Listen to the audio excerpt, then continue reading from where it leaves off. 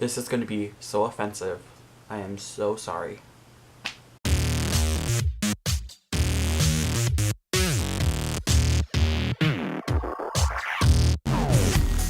Hello beautiful creatures of the world, and welcome to today's video. Today's video is going to be fun. It's a video I've had in mind for a while. I'm going to read serious 5-sauce fan fiction in an Australian accent. And I honestly can't even speak clearly in my own American accent, so doing this see what I mean? I can't even speak clearly normally. So doing this in an Australian accent is going to be really interesting.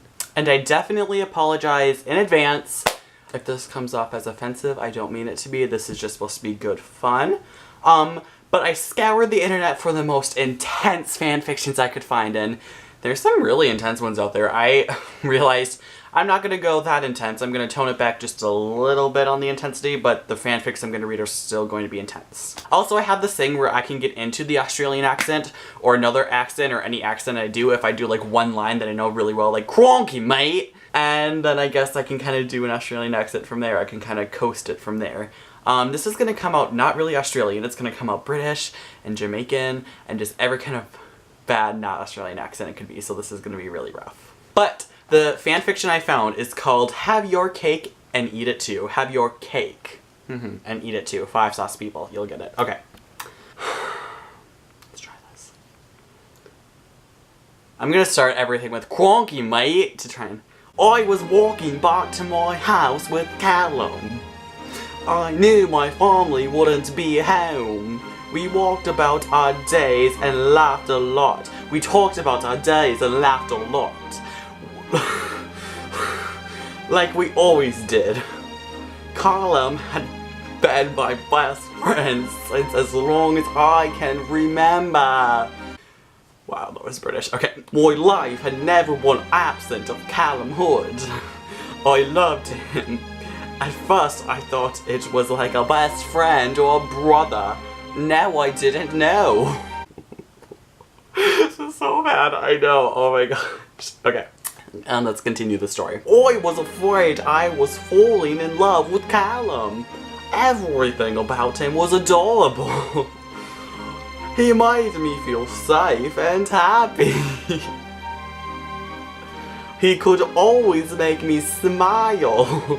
No matter what. No matter what. What's Southern? Okay. His smile made my heart race. Whenever we had any skin touching, sparks flew throughout my entire body. It always took all I had not to kiss him. How many different accents have I done? I've done British. I'm just gonna say I've done Australian. I've done Southern. Did I mention British already? I just don't know. I stared into his adorable eyes for a minute. For a moment, just one moment, I lost control. I leaned up and slammed my lips on his. For all my Aussies that are watching, I am so sorry. I do understand this is not how Australian people actually talk. I have like heard 5-sauce in the flesh, so... Oh boy. Okay, this is where the story gets intense. I ran straight into Luke's house and soon realized he was in the bathroom. I'm like being Australian but Minnesota at the same time, so I'm over-exaggerating the O's like us Minnesotans do. But it's Australian? I don't know. Anyway, this is Callum's point of view in case... I should probably have clarified that. Okay. I broke the door down to find Luke lying on the ground with blood pouring out of his wrist. This is serious. Luke, I screamed. I ran over and dropped to the floor. I put my arm under him and lifted up his body. There was so much blood. More blood than I'd ever seen. Luke's blood was all over me. The color in Luke's voice was draining. He looked at me, his eyes displaying weakness. Michael threw me a towel, which I wrapped around his wrist, trying to stop the bleeding. I heard silence fatally in the distance. What accent did I just do? Stay with me, Luke, I ordered him, with tears falling down my face into his blood. Luke's eyes closed and his body went limp in my arms. I knew at that moment he was gone. was intense. Okay, guys, I'm gonna read you the conclusion of the story. I've skipped around a little bit. I want the conclusion of this. Okay. Okay, so the most terrific thing that could happen to a YouTuber just happened to me, and that is my camera died. So I'm filming the rest of this on my MacBook, which is annoying because it's not a mirror when you're seeing yourself. It's like opposite. So this hand is on the wrong side and whatever. Let's finish the video, shall we? We shall. The day of Luke's funeral, I decided to look at all the pictures I had of Luke and I together. I tried to remember him with all the good memories we had. All the way from 3rd grade to now. It got like worse with that like filming break that I had. Let me like use my word to get back into it. Quina, mate. All the way from 3rd grade to now, there were tons of pictures of us. Just one Jersey there. Oh my gosh, Snooki would be so proud. The one I liked the most was of us half hugging. The one I liked the most was of us half hugging, wearing nice suits and sunglasses at prom. I was wearing the same suit that day for his funeral. Ashton and Michael walked into my bedroom with tears before me while I was looking at the pictures. Hey man, Michael said. Hi, I said back, wiping my tears.